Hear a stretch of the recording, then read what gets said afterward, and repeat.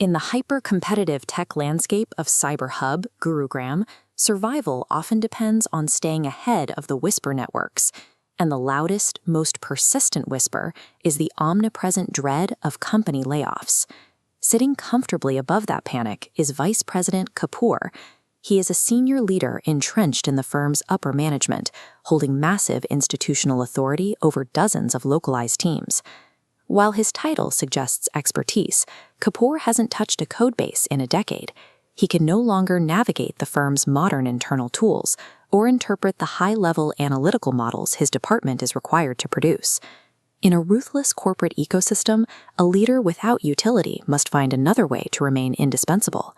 To stay relevant, Kapoor has turned his focus from production to predation. Kapoor relies on a highly specific standard operating procedure. He waits for layoff panic to peak across the floor, then approaches his brightest junior analysts. Putting on a paternal smile, he offers them a lifeline. Hand over the heavy lifting on a new global report, and he will personally guarantee them a safe transfer to the London office. This flowchart illustrates the theft. The completed project ascends from the junior tier. Kapoor strips away the author names, relabeling the work as his own. Then Kapoor files a terrible performance review. The junior analyst is quietly let go before realizing their work was stolen. The victims cannot fight back. They lack the institutional power to challenge a vice president, and they lack the access to the global board required to prove the theft occurred. Institutional power makes standard HR complaints against superiors difficult to sustain. Without overwhelming, undeniable evidence, the hierarchy is built to protect its own structure. When the next round of layoff rumors inevitably circulates, Kapoor selects his next target, Ria, a brilliant data scientist with a new AI predictive model. Kapoor approaches her with the same pitch. He demands her new AI model in exchange for that guaranteed transfer to the London office. But Ria's instinct is caution. Instead of accepting the offer at face value, she initiates a quiet audit deep inside the company's archived network drives. Deep within a forgotten directory, she makes a discovery. She uncovers a folder containing the unaltered, original project files of every single junior analyst Kapoor had previously fired. This visualization compares the critical evidence Ria found. On the left, the creation timestamp on the fired analyst's original file. On the right, the timestamp on Kapoor's official submission. The math proves the juniors completed the work weeks before Kapoor ever touched it. Ria now holds the one thing the corporate hierarchy usually denies junior staff: documented proof of a repeating pattern. The information symmetry has shifted. Ria knows that a direct confrontation or an HR report could still be blocked by Kapoor's influence. She needs a way to bypass the local hierarchy entirely. She builds a countermeasure.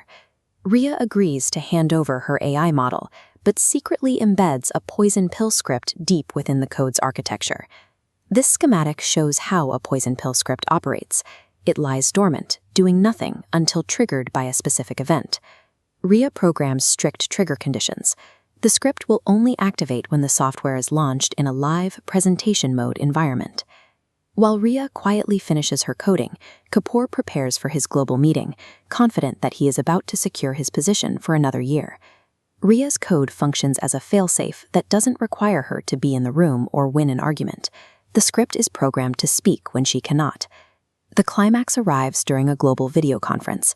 The CEO and the entire executive board are watching from around the world. Kapoor steps up, beginning his presentation of the AI model to the executives and taking credit for the underlying logic. He switches the software to presentation mode. Ria's script executes. The presentation locks and Kapoor loses all control over the system. Proof of the theft is broadcast directly to the global leadership. Every slide on Kapoor's screen is overridden by a glaring plagiarism warning. The trap is effective because it springs in a public forum. By triggering the warning in front of the CEO, Ria ensures the predator's authority can no longer hide the truth. As the screen locked in the boardroom, the script initiated its secondary function, an automated data dump. This network map shows how the evidence moved. The script compiled the digital graveyard of stolen files and timestamps, bypassed Kapoor's level, and emailed the payload directly to the global HR director. Faced with irrefutable evidence delivered to the entire leadership structure at once, Kapoor is terminated. Ria is promoted to lead the analytics team. Surviving workplace predators requires observation and the collection of undeniable evidence. Ria succeeded by creating a strategy where the predators' own momentum became the mechanism of their downfall.